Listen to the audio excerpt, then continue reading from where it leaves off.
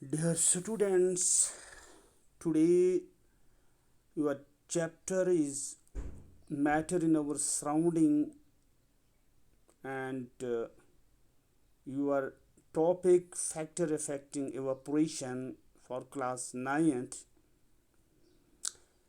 Dear students, there are many factors which affect the rate of evaporation. Number first factor is the temperature. When we increase temperature, the rate of evaporation increases, and when we decrease the temperature, rate of evaporation decreases. Surface area: higher the surface area, more is the rate of evaporation. Lower is the surface area, lower is the rate of evaporation.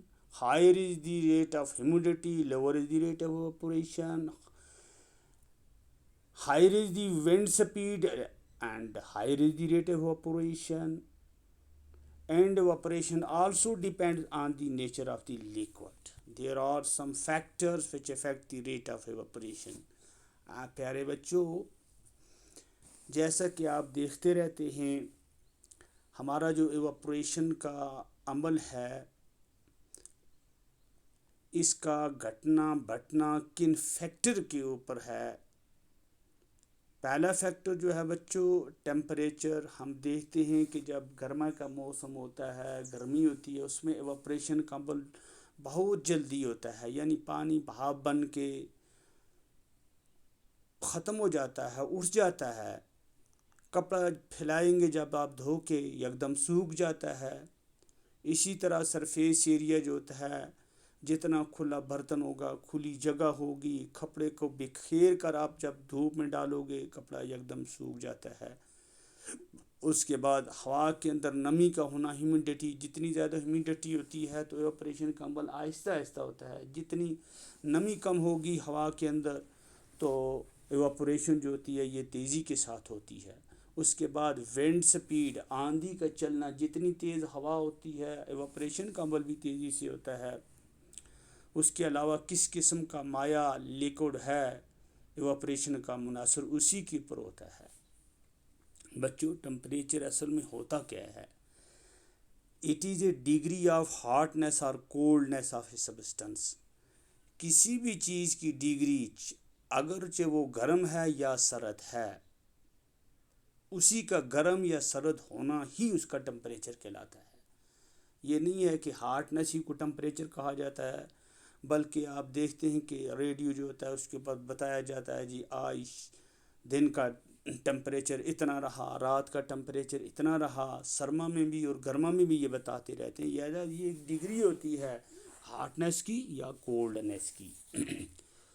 तो हमारा temperature जो है बच्चों, इसके measurement करने के 3 scale हैं। कितने स्केल हैं? 3 स्केल हैं। पहला स्केल है बच्चों सेल्सियस स्केल। ये जो सेल्सियस स्केल होता है बच्चों, हमारे जो थर्मोमीटर होते हैं सेल्सियस स्केल वाले, इनकी जो गिनती होती है वो कैलिब्रेट होती है 0 से लेके 100 डिग्री तक। यानी वो थर्मोमीटर जो 0 से लेके 100 डिग्री सेंटीग्रेड जिनके ऊपर लिखा हुआ होगा वो हमारे सेल्सियस स्केल्स होते हैं। ये हमारा पहला स्केल है इसका टेम्परेचर का। दूसरा जो है बच्चों ये फ़ारेनहाइट स्केल है। ऐसे थर्मोमीटर जिनके ऊपर 32 F से लेके 212 F तक, यानी 32 फ़ारेनहाइट से लेके 212 फ़ारेनहाइट तक लिखा हुआ होता है, इनको हम फ़ारेनहाइट स्केल कहते हैं। तीसरा हमारा जो है वो केल्विन स्केल है। केल्विन स्केल टेम्परेचर का ये आम यूनिट होता है, आम स्केल होता है। यानी इसको अगर आप टेम्परेचर का ऐसा ही स्केल देखोगे, यूनिट देखोगे, वो केल्विन ही है। ठीक है, ये आम स्केल है जो आम तौर पे पाया जाता है। अब different scales of temperatures are related below. इनका आपस में रिश्ता भी है, यानी टेम्परेचर कन्वर्जन, एक स्केल को दूसरे स्केल में हम कैसे तब्दील कर सकते हैं। जब फ़ारेनहाइट को आप तब्दील करना चाहेंगे, यानी सेल्सियस को फ़ारेनहाइट में चेंज करना चाहेंगे, इसका फार्मूला है 9/5 इंटू कितने डिग्री सेंटीग्रेड होगा उसको इसके साथ ज़रब करना है 9/5 के साथ प्लस 32 करना है, आपको फ़ारेनहाइट मिल जाएगा। उसके बाद केल्विन अगर आपको चाहिए, केल्विन किस तरह तब्दील होता है, सेंटीग्रेड के साथ 273.15, इसको जब आप प्लस करोगे आपको केल्विन स्केल मिलेगा। पीछे इसके कुछ क्वेश्चन भी हैं, वो मिसालें देख के आप खुद बहुत समझ जाओगे बच्चों। उसके बाद हमारे कुछ टेक्सचुअल के क्वेश्चन हैं बच्चों, टेक्स्ट बुक के क्वेश्चन। पहला क्वेश्चन आपका give reason, A gas filled completely the vessel in which it is kept. आपका सवाल है एक बर्तन हमारे पास है, वो भरा हुआ है गैस से, जिस बर्तन में इसको रखा गया है, इसका क्या मतलब है, इसकी वजह बताओ। ए गैस फिल्ड कम्प्लीटली, एक गैस भर जाती है मुकम्मल तौर पे द वेसल बर्तन में, इन विच इट इज़ केप्ट, जिसमें इसको रखा गया है।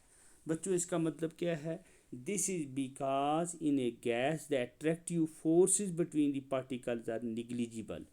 जब आप गैस के अंदर फोर्स ऑफ अट्रैक्शन देखोगे बच्चों, तो आप बिल्कुल महसूस नहीं कर पाओगे। इनके अंदर जो कशिश होती है बहुत कम, हमें ऐसा लगता है कि इनके दरमियान कशिश है ही नहीं। अब क्यों नहीं है, क्योंकि इनके जो ज़र्रे होते हैं ये दूर दूर होते हैं, ये फ्रीली मूव करते रहते हैं, तो उसी वजह से फोर्स ऑफ अट्रैक्शन को जब हम महसूस करते हैं वो हमें निग्लिजिबल नज़र आता है। And molecules of A gas move very high speed, और इसके अंदर जो ज़र्रात होते हैं बड़ी तेज़ रफ्तारी के साथ ये हरकत करते रहते हैं हर सिमत में तकरीबन। ये हो गया आपके पहले पार्ट का जवाब, यानी एक गैस जब बर्तन में रखी जाती है उसको मुकम्मल तौर पे ये भर देता है।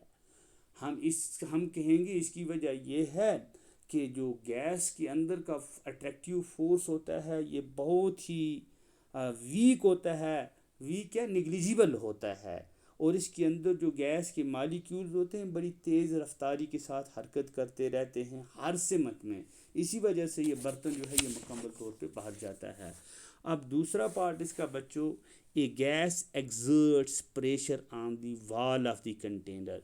जब किसी बर्तन में गैस को रखा जाता है ये दबाव डालती है उस बर्तन की दीवारों पे, उसके किनारों पे। इसकी क्या वजह है, this is due to the heats or bombardment of the molecules of a gas against the wall of a container। जो मालिक्यूल्स होते हैं गैस के अंदर के ज़र्रात जो होते हैं ये इस बर्तन की दीवारों के साथ टकराते रहते हैं। क्यों, ये आज़ादाना तौर फ्रीली हाई स्पीड के साथ ये मूव करते रहते हैं, तो प्रेशर की वजह से इसलिए ये दीवारों के साथ टकराते हैं, उस दीवारों के साथ जिसके बर्तन के अंदर इन्हें रखा जाता है।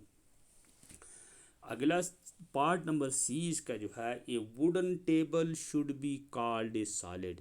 एक लकड़ी का टेबल जो है इसको सॉलिड कहा जाता है। इसकी क्या वजह है, क्यों इसको सॉलिड कहा जाता है, आप बता सकते हो बच्चों।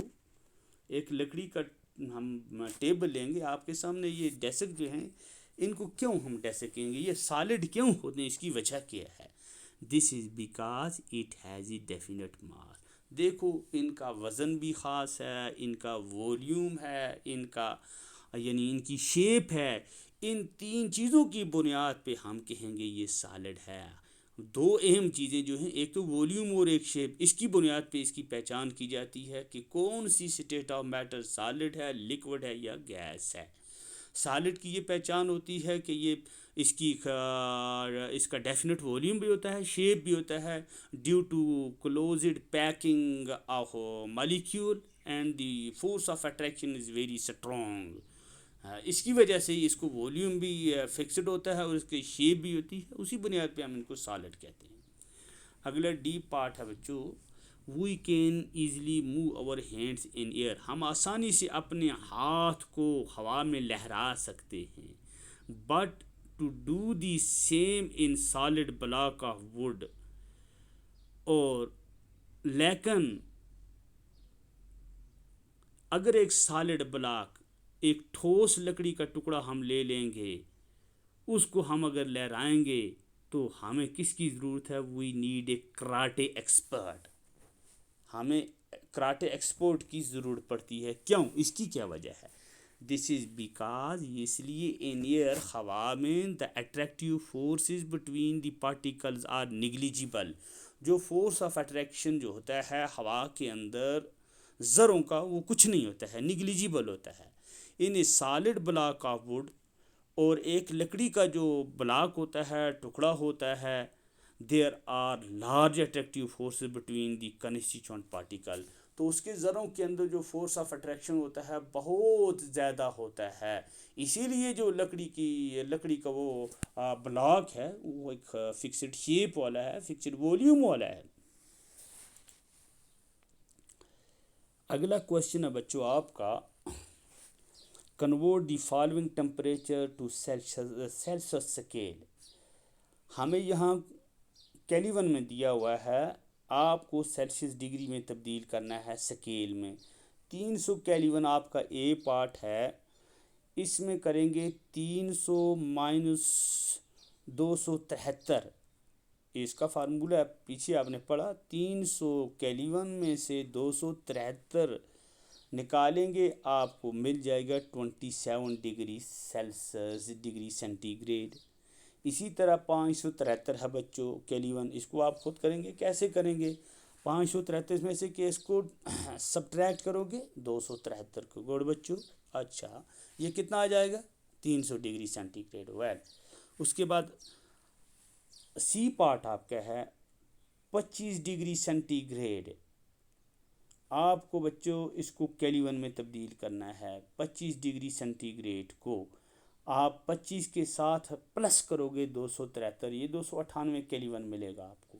इसी तरह 373 डिग्री सेंटीग्रेड जो है, इसको जब आप केल्विन तब्दील करोगे प्लस 273 करोगे, ये 664 केल्विन बन जाएगा।